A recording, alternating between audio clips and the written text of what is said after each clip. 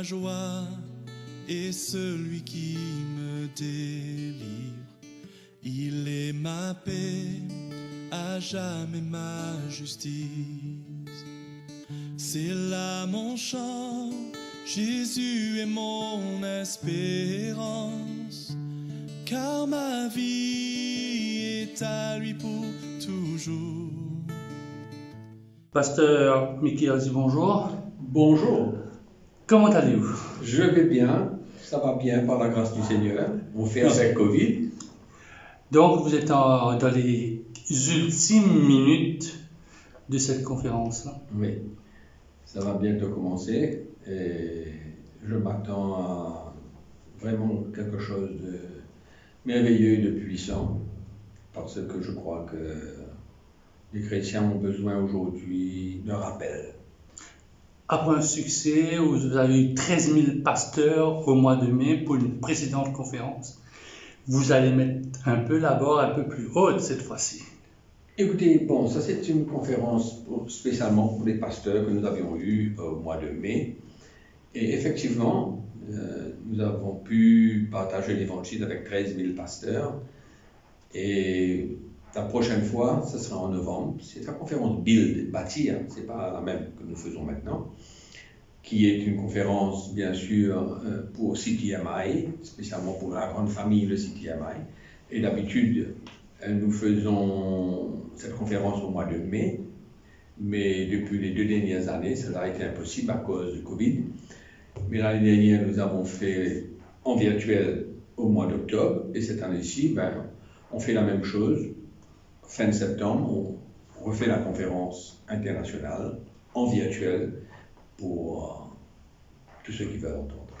Quel est le thème de cette année-ci? Le thème, c'est le parcours du chrétien. Pourquoi le parcours du chrétien? Parce que c'est très important que dans la marche avec le Seigneur, le Seigneur nous rappelle des choses et allons dire que c'est un rappel pour comprendre davantage le plan du Seigneur, la volonté de Dieu pour chacun et que c'est important de pouvoir comprendre davantage et que les chrétiens puissent entrer en eux-mêmes, réaliser où ils sont aujourd'hui. Et c'est un défi, et moi je veux lancer le défi aux chrétiens, à tous ceux qui aiment le Seigneur, pour se rappeler que le Seigneur nous appelle à le servir et ne pas être noyé par les choses de la vie. Mais justement, ce parcours-là, actuellement, depuis 2 ans, avec coronavirus, il est un peu sinueux ce parcours-là pour le chrétien.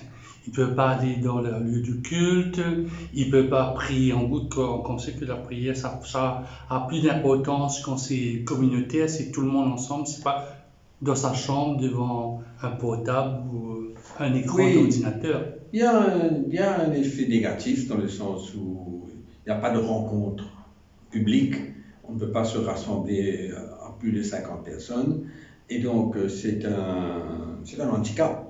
Mais je dois dire que au travers des Zooms et tout ça, aujourd'hui, on a contact avec presque tous les chrétiens.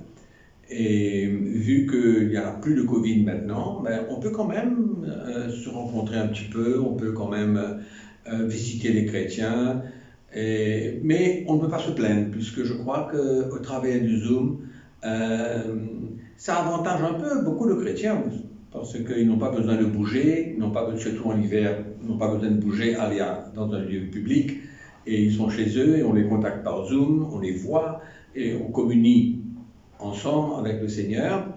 Et donc, ça n'a pas été vraiment un gros désavantage, mais nous savons que ça va bientôt changer. Vous dites le parcours du chrétien concerne la vie du chrétien depuis sa nouvelle naissance. Est-ce que vous pensez, avec tous ces événements qui ont eu lieu, le chrétien est dans une nouvelle naissance? Écoutez, quand je parle de la nouvelle naissance, je parle de cette conversion, je parle de cette rencontre avec Jésus. Et c'est un parcours qui débute depuis le jour de sa conversion, le jour qu'il donne sa vie à Christ. jusqu'à la fin complètement, c'est-à-dire où ça viendra, la fin de ce parcours viendra par la mort, ou bien le jour que le Seigneur retournera pour enlever son Église. Alors, c'est très important que le chrétien soit toujours rappelé de certaines choses que le Seigneur s'attend de lui. Et parce que, comme je dis tout à l'heure, on peut facilement être emporté par le courant de la vie, ce que le monde est en train de produire. Et on oublie un petit peu de temps en temps. Alors, c'est un rappel, comme je dis, c'est une prise de conscience. Et je crois que ça fera du bien à l'Église. Justement, personne ne veut que cette course-là se termine. Tout le monde a peur de l'amour. On l'attend, mais on veut la reculer. La science la fait reculer maintenant. Comment le chrétien est-il devant la mort quand on entend tous ces morts dû à la Covid? On reste dans la Covid. Tous les jours, il y a 3, 4, 5, 6, 7 morts. Écoutez, pour nous, les chrétiens, la mort, allons dire, c'est pour nous une rencontre avec le Seigneur. Bien qu'on quitte cette terre, bien qu'on a fini notre travail sur la terre, on a fini de servir le Seigneur, et maintenant, c'est une rencontre avec le Seigneur le jour de notre départ. Et donc, pour nous, nous n'avons pas peur de cela, comme peut-être les gens normaux ont souvent peur, ils veulent reculer. Écoutez, c'est pas qu'on veuille reculer la mort, nous les chrétiens, mais on fait face à n'importe quoi, et le jour que ça arrive, c'est notre rencontre avec le Seigneur, et c'est une joie, et c'est notre espérance. Hein. Pourquoi cette 20e édition?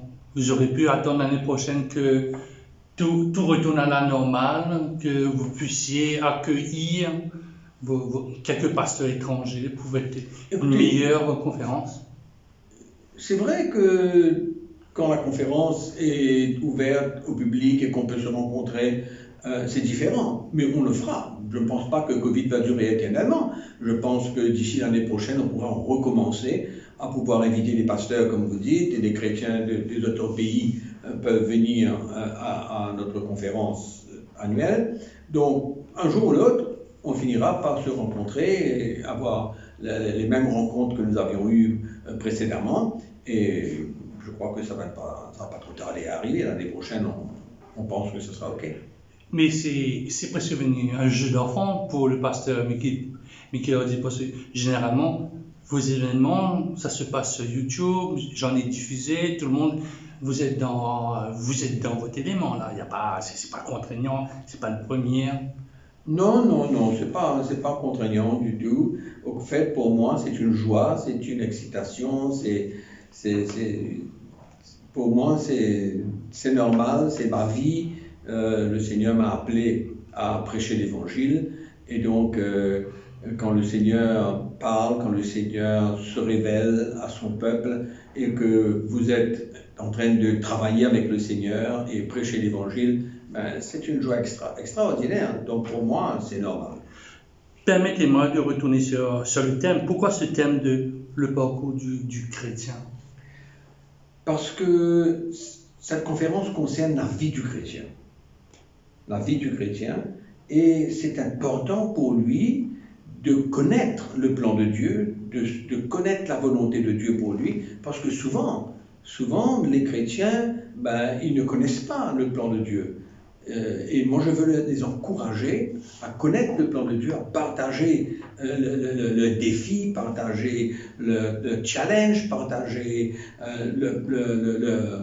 tout ce qui peut se passer dans leur vie, et de savoir que même qu'il y a tous ces moments, il y a des moments de difficulté, il y a des moments de réjouissance, il y a des moments de souffrance, il y a tout ça. Il faut rappeler les chrétiens que ça fait partie de leur vie, et que ils doivent s'attendre à cela et se préparer pour cela. Et donc, voilà un petit peu la raison pour laquelle ce thème, c'est le parcours du chrétien. Mais parfois, beaucoup viennent au Seigneur, ils se convertissent, mais malheureusement, ils se perdent en route.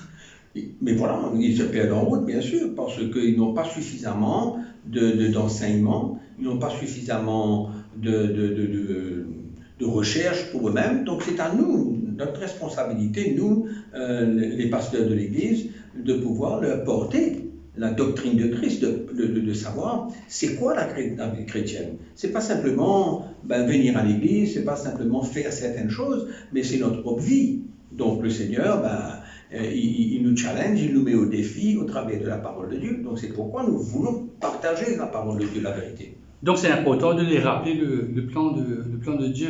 Absolument, c'est très important pour eux. Très important, surtout que nous vivons dans un monde qui nous attire loin du Seigneur. Vous savez, le monde d'aujourd'hui n'a pas de place pour Dieu.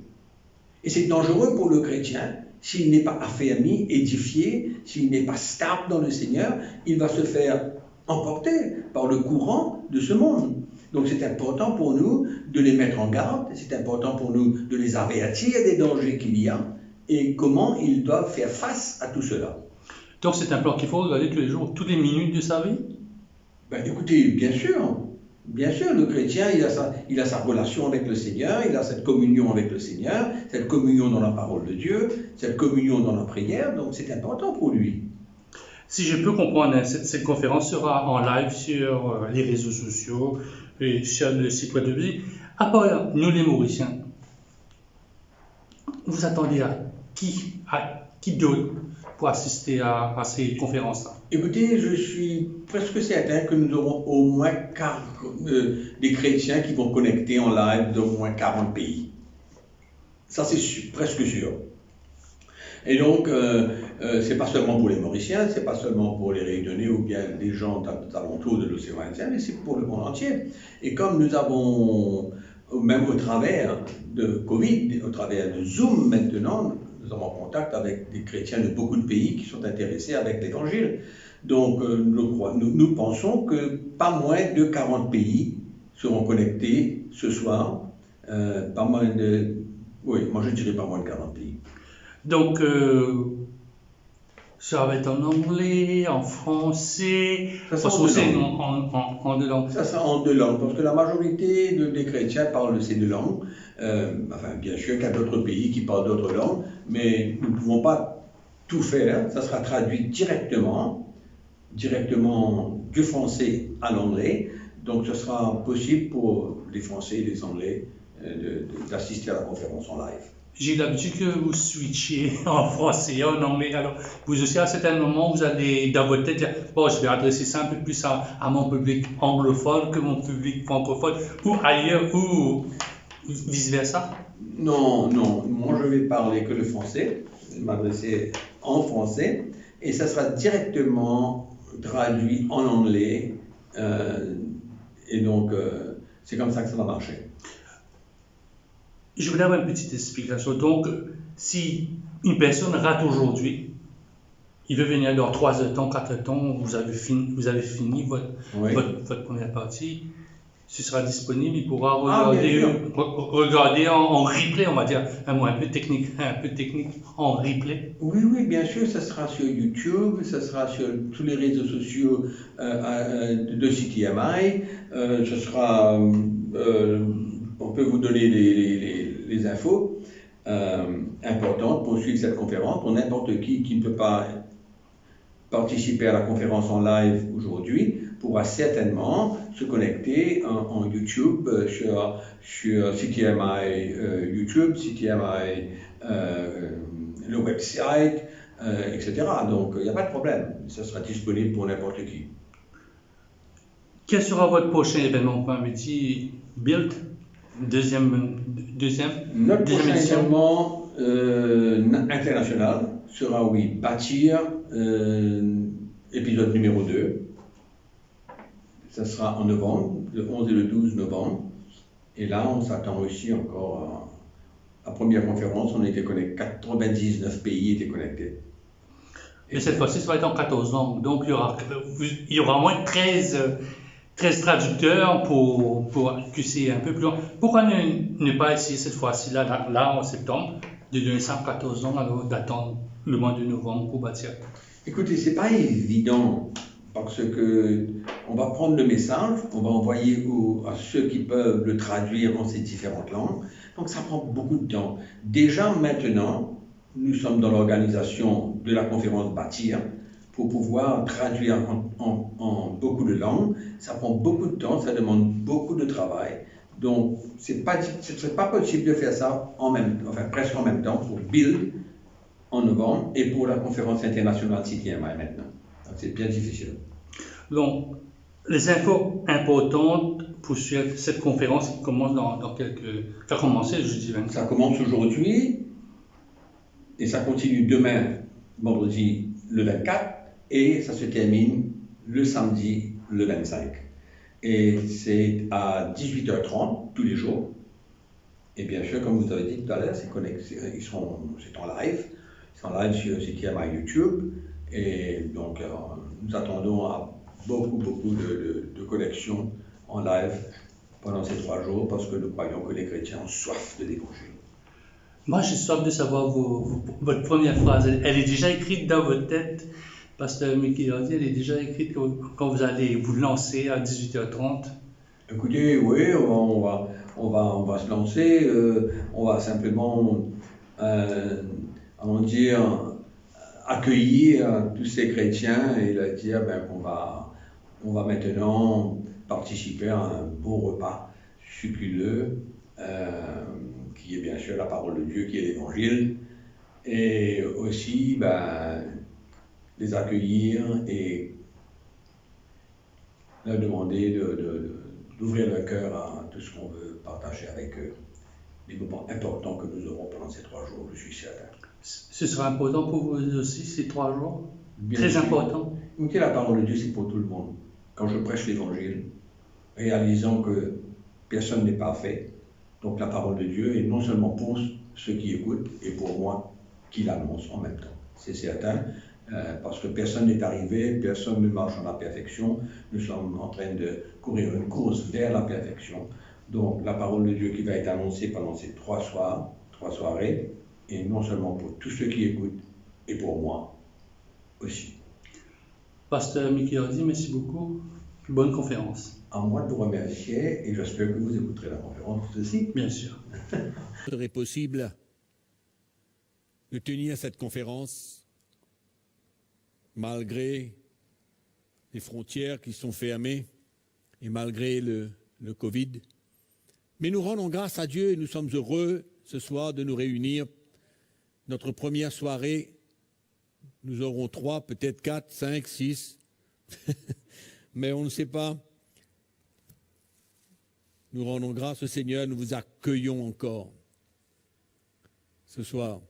C'est une joie pour moi de partager mon cœur, partager l'Évangile, ce que le Seigneur, je suis convaincu, m'a demandé de partager avec vous sur le parcours du chrétien, notre parcours à tous, chacun d'entre nous. Et donc, bienvenue à tous les amoureux de l'Évangile. Je suis sûr que si vous aimez l'Évangile, vous êtes branchés, vous êtes connectés. Et nous sommes là pendant ces 3 jours pour déguster des repas succulents, spirituels bien sûr,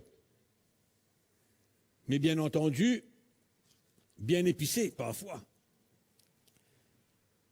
avec un piment pour nous brûler la bouche. Mais cette conférence, mes chers frères et sœurs, a pour but d'évaluer notre vie par rapport à tout ce que Jésus a pourvu pour nous permettre d'être un disciple, son disciple, et rien de moins. Nous sommes tous appelés à être des disciples. Et le Seigneur a tout pourvu pour cela. Et rien de moins. Dans l'évangile de Matthieu, au chapitre 28, au verset 17, avant que Jésus remonte vers le Père, une de ses dernières paroles était à ses disciples d'aller faire des disciples. Rien de moins. C'est comme cela que nous sommes appelés à vivre en étant un disciple du Seigneur.